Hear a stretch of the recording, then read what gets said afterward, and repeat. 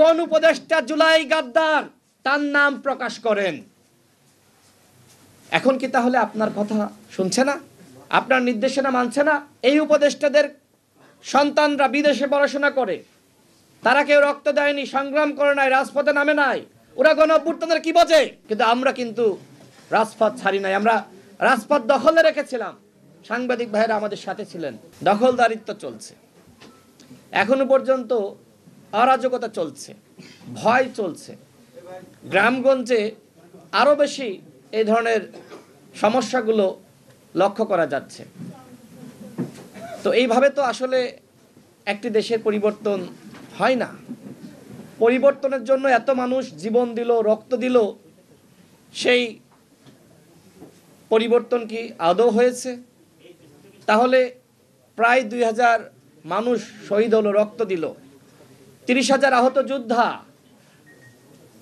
এত বড় গণ অভ্যুত্থান, সেটা কি ব্যর্থ হবে? 8 আগস্ট যাদেরকে নিয়ে শপথ পাঠ করানো হয়েছে, তারা কি গণ অভ্যুত্থানের শক্তি ছিল? আমাদের তরুণরা, যুবারা রক্ত দিল, সংগ্রাম করলো, অথচ কয়েকজন এনজিও ব্যক্তিত্বকে উপদেষ্টা বানিয়ে দেওয়া হলো। কারা বানালো? আপনারা নিশ্চয়ই দেখেছেন যে সাবেক উপদেষ্টা নাহিদ ইসলাম, তিনি কয়েকটি গণমাধ্যমে সাক্ষাৎকার দিয়েছেন, যাদের উপর বিশ্বাস রেখেছিলাম, বিশ্বাস করে ভুল করেছি, তারা জাতির সাথে গাদ্দারি করেছে। আমার প্রশ্ন হলো, আমরা সেই সময় বারবার বলছিলাম উপদেষ্টা পরিষদের সংস্কার করেন। এই উপদেষ্টা পরিষদের মাধ্যমে কোনো সংস্কার রাষ্ট্রের হবে না। এই উপদেষ্টাদের সন্তানরা বিদেশে পড়াশোনা করে, তারা কেউ রক্ত দেয়নি, সংগ্রাম করে নাই, রাজপথে নামে নাই, ওরা গণঅভ্যুত্থানের কি বোঝে? আমরা বলেছিলাম, আমাদের কথা শোনা হয়নি। সেই সময় নাহিদ ইসলামদের পক্ষ থেকে আমাদেরকে নানান সমালোচনা করা হয়েছে। নাহিদ ইসলাম মানে শুধু নাহিদ ইসলাম না, তার সার্কেলে যারা রয়েছে তারা, আমাদেরকে জুলাই গাদ্দার পর্যন্ত বলা হয়েছে। তাহলে আজকে কি প্রমাণিত হচ্ছে? নাহিদ ইসলামের বক্তব্যের মাধ্যমে প্রমাণিত হচ্ছে তারা ভুল ছিলেন আর আমরা সঠিক ছিলাম। তারা ভুল ছিলেন, আমরা সঠিক ছিলাম। আমি নাহিদ ইসলামকে বলতে চাই, কোন উপদেষ্টা জুলাই গাদ্দার তার নাম প্রকাশ করেন। এখন কি তাহলে আপনার কথা শুনছে না, আপনার নির্দেশনা মানছে না? তাদেরকে যে চুক্তিতে নিয়োগ দিয়েছিলেন, সেই চুক্তি কি বাস্তবায়ন করছে না? এই জন্য কি এখন বলছেন যে তারা জাতির সাথে প্রতারণা করছে?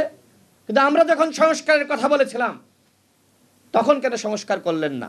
আপনিও তো উপদেষ্টা ছিলেন, এদেশের জনগণ আপনার উপর দায়িত্ব দিয়েছিল যে আপনি সংস্কার করবেন, বিচার করবেন। প্রধান উপদেষ্টার পরে আপনি সব থেকে ক্ষমতাশালী ছিলেন, আপনি পদত্যাগ কেন করলেন? আজকে যে সংস্কার হচ্ছে না, এত মানুষ জীবন দিল, প্রাণ দিল, এত রক্তহানি, আমাদের কি সংস্কারের জন্য আরেকটি গণঅভ্যুত্থান করতে হবে?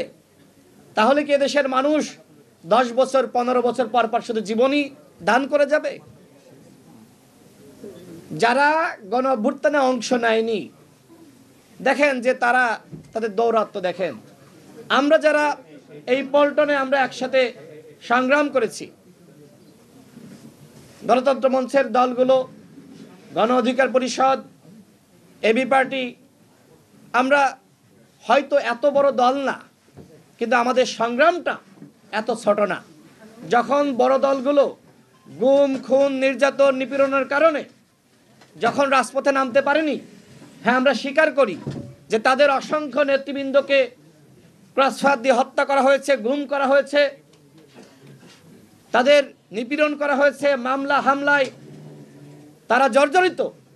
সে সময় কিন্তু মান্না ভাই, জুনায়েদ সাকিব ভাই, সাইফুল হক ভাই, আমরা কিন্তু একসাথে আন্দোলনটা চালিয়ে গিয়েছি, মানুষকে সাহস জুগিয়েছি, আমরা কিন্তু রাজপথ ছাড়ি নাই।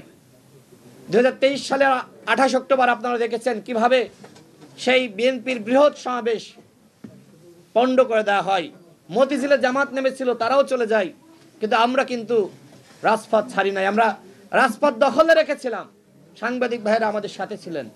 এর কারণটা কি? এর কারণটা হলো মানুষকে সাহস দেওয়া যে আমরা রাজপথে আছি, তোমরা নামো।